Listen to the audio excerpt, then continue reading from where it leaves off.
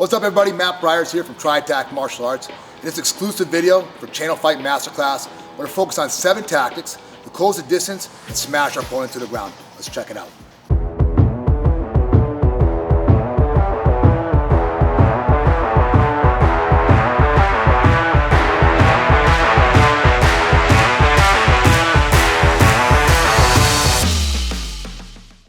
Okay guys, let's look at our first technique to close the distance and smash our opponent.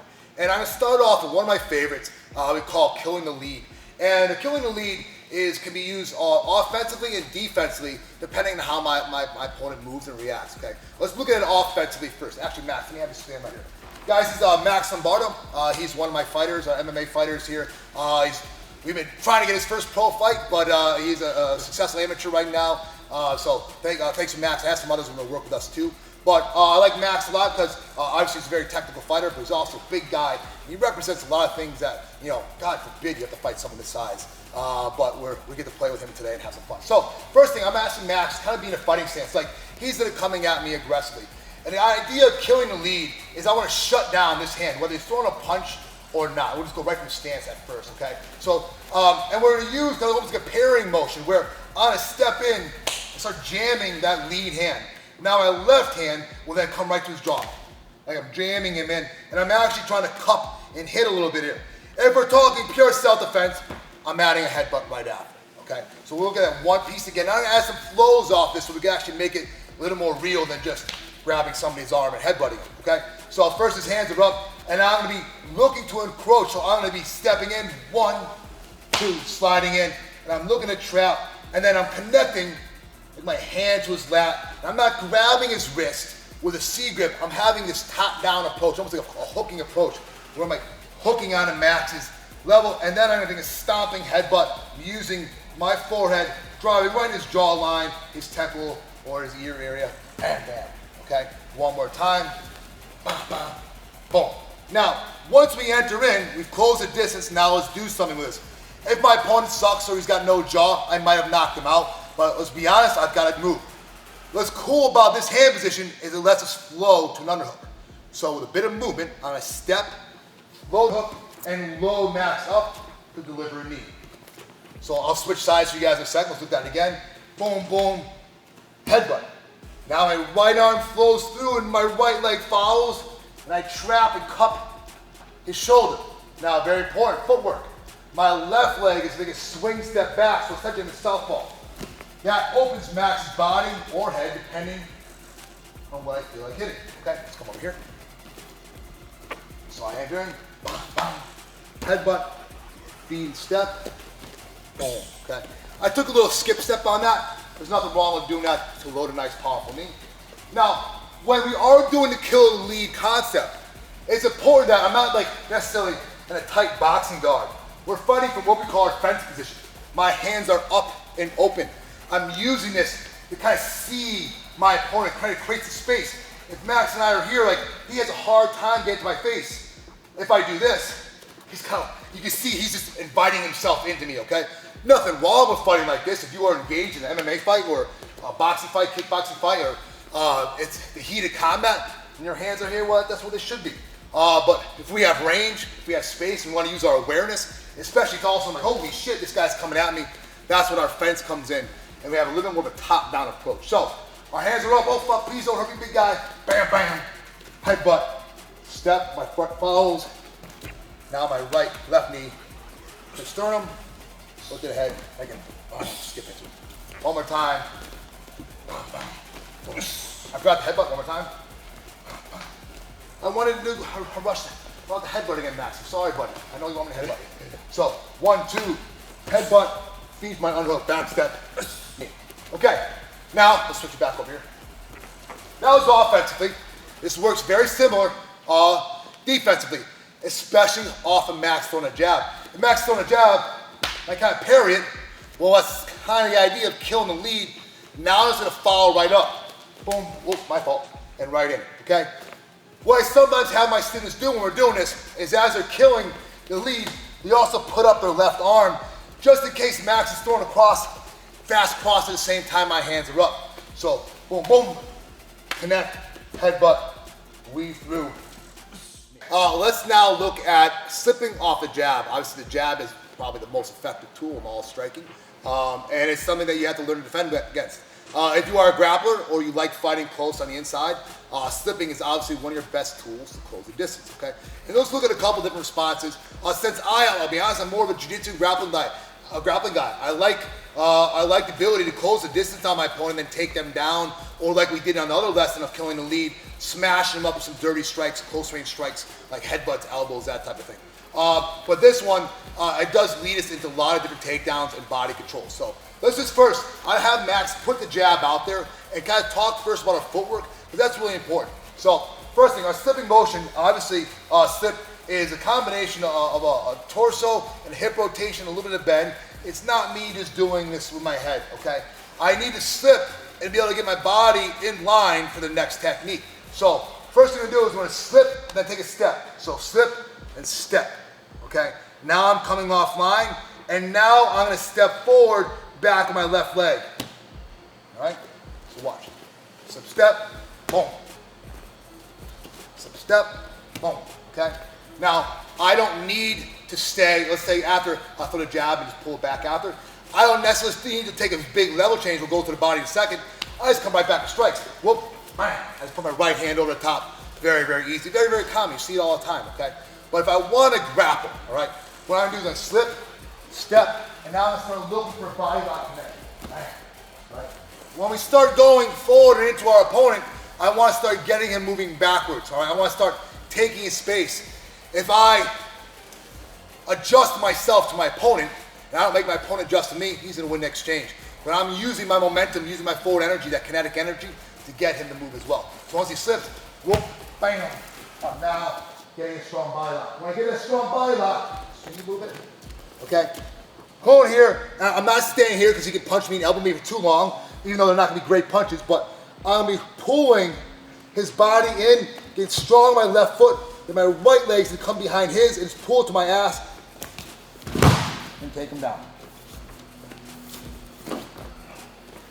So, we're going to go, whoop, whoop, bam, right through the hole and take him down. Okay, one more time. Okay with that? Yeah. Okay. So, slip, I fall, do it again. Slip, step, body lock, whoop. Okay. Now I'm going to do one more variation. I'm going to slip the jab and come with my left leg forward instead of my right. So slip and snake his leg and take him down. So instead of stepping out, I step in, take him right down. Okay, with this particular one, I'm thinking about my leg is weaving through, and I'm bringing my knee to the ground. So, slip, a little too far away, slip, and right down the top. Last one, we worked on slipping the jab, now let's work on slipping the cross.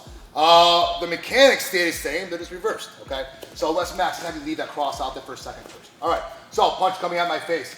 Now, a good rule of thumb that is that we're always gonna slip to the outside of the punch, okay? If he's throwing a cross, I slip my head inside, I hypothetically could run into an uppercut, a hook, or a jab, or something like that. So, doesn't mean you won't do it sometimes. You have to break the rules every now and then.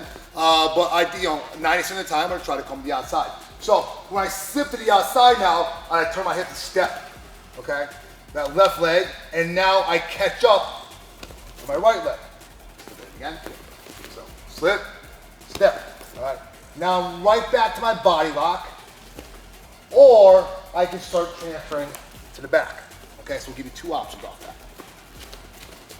So, he goes across, slip, step, boom. Body lock, I'm gonna go right back to Kosoto Gaki. I suck in his hips, trip that leg, and down. One more time. Boom, boom, boom. Right on top, okay? Next one, we'll come to the back off it. So slip. I'm still gonna jam center, okay? But now I'm gonna rely on some head movement and swinging footwork to whip me around to the back.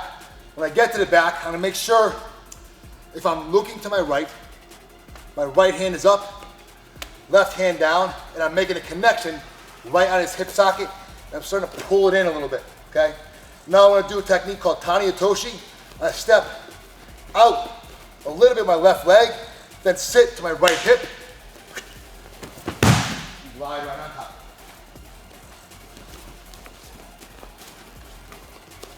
Whoops, hook,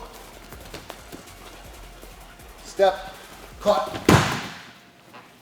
One more time.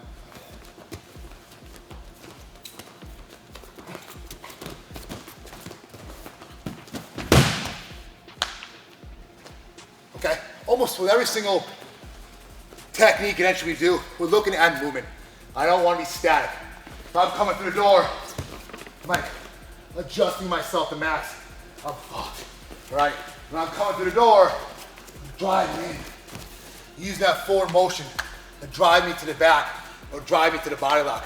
A lot of times your opponent, based upon your movement and his energy, will kind of dictate which one he gives you. If he starts turning that shoulder, he gives you his back. He tries to square up, you got the body lock. Okay, so we just did defense against the jab, and defense against the cross. Now let's work offensively off our jab and our right hand. So we're gonna use our jab to set up a double leg or leg trick, which we'll see in a second.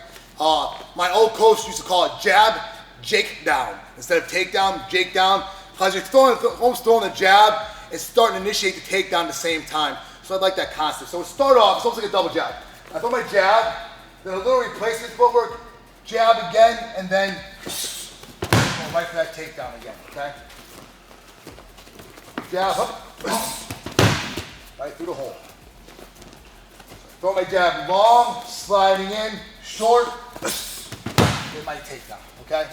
I love that inside trip takedown, Koichi Gary, but you can just simply use it as like a body lock entry. Jab, hook, or doubling it. Start running him down for a big boy double, okay? I can use it for body lock, whoop, right back to body lock, we get to the back. But finding that slickness in combat where you take that, boop, you're right there, it's cool, feels good, you know, not a lot of wasted energy. Okay, let's give that one a shot. So instead of, normally we do a step and drag, okay? Now I'm gonna jab. Okay, so I'm like, you know, you see a lot of wrestlers do this to close, you know, for a double leg, they'll take a replacement shot. They're closing the distance, but instead of shooting from here, where, well, this is their power foot, well, that's a big space, but I move my power foot up first. Now I'm allowed to get so much deeper into the hole. So we're just using that initial jab to help get us closer. Right foot slides in, now go. Yeah. Let's look at one of my favorites, the overhand right, or the right hook with a walk-through step to set up a single leg. Again, can set up other entrances as well, other takedowns as well. But in our MMA classes and some self-defense training we do, I just love this combination because it's tried and true. You see it almost every single MMA fight or MMA like event. And it just follows good principles. So I'm gonna start off overhand right, and I can start us off with a jab, or I just throw the naked overhand right. And I throw the overhand right, I'll make sure I'm coming over the top, I'm adding a little bit of level change. So I'm kind of like almost looking at my fist, rotating it over, and then as this punch comes, I'm now gonna take a walk-through step and level change into a single leg. So, boom, bang, okay.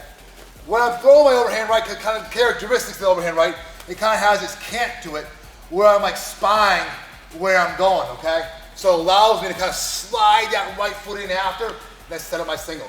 So, boom, here, okay? I swing.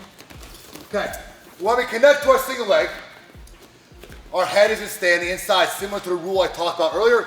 If I leave my head on the outside, I walk into a guillotine choke, especially off a single leg attack, or what we call snatch single. Well, I'm not necessarily going to the ground, that I have a little bit more of a standing battle, that my neck is going to be exposed and open. So I have to be very aware of that. So I throw my overhand right, boom, I step forward, my forehead's going to connect right to his ribs, and my outside hand's my right hand is going to come through the hole, and my left hand's either immediate in a gable grip or just kind of like a squeeze grip, and then drive forward and pick his knee up. Okay? There are a lot of finishes off the single leg. running the pipe, elevating, etc. But one of the simplest ones to get is always going to double leg or a knee pick. So I'm gonna make sure first I have my knees pinched together. That helps keep it up. And then I'm gonna keep my right arm, which is my first attacking arm, where it is. And then I disconnect and take a step forward my left and then snag his knee my left. And drive him right down. Okay? Again, this is done off of movement, okay? If I have a 265-pound man, I pick up his leg and then just try to not move and try to touch his other leg, he's gonna laugh at me and knee me in the face, okay, or some other shit. So I have to make sure I have a little bit of movement.